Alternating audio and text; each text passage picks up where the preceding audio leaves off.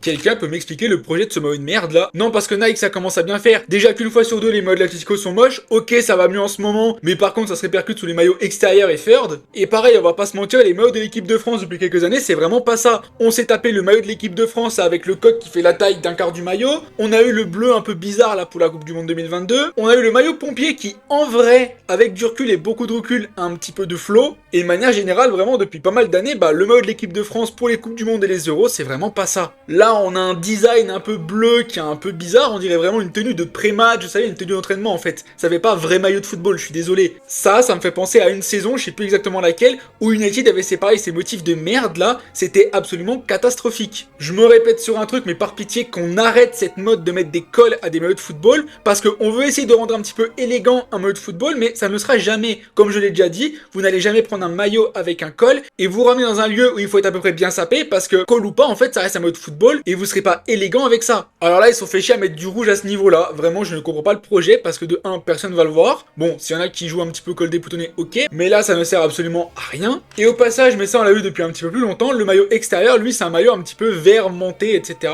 Celui-là, vu que c'est pas un maillot de domicile, ça me dérange pas qu'il soit vert. Certains se plaignent qu'il y a un manque d'identité. D'autres vont partir en couille et vont expliquer que c'est le grand remplacement parce que certains ont vu le vert de l'Algérie là-dessus. On est peut-être chez les fous. Mais ce vert-là a été utilisé pour essayer de représenter la statue de la liberté. Et je vais pas vous mentir, avec le petit bleu, blanc, rouge là qu'on voit sous les bords, en vrai ça me déplaît pas. Et enfin, sur les deux maillots, on aura un coq un petit peu cuivré pour rappeler la statue de la liberté. Et ça me dérange un petit peu parce que d'après Footy Headline, ça a été incorporé pour parler des liens entre la France et les États-Unis. Mais moi, quand je vois la gueule des États-Unis aujourd'hui, je partage plus de liens avec ce pays de cons. Et de toute façon, quand on était petit, on nous expliquait que ouais, les États-Unis c'est nos alliés, etc. Plus vous grandissez, plus vous étudiez un petit peu l'histoire, etc. Plus vous comprenez que c'est un pays de merde aussi d'ailleurs. Mais soit, c'est pas le débat. Et ok, c'est une Coupe du Monde aux États-Unis, donc on a un petit peu envie de mettre des symboles des États-Unis, mais quand même. Bref, ça, c'est de la merde.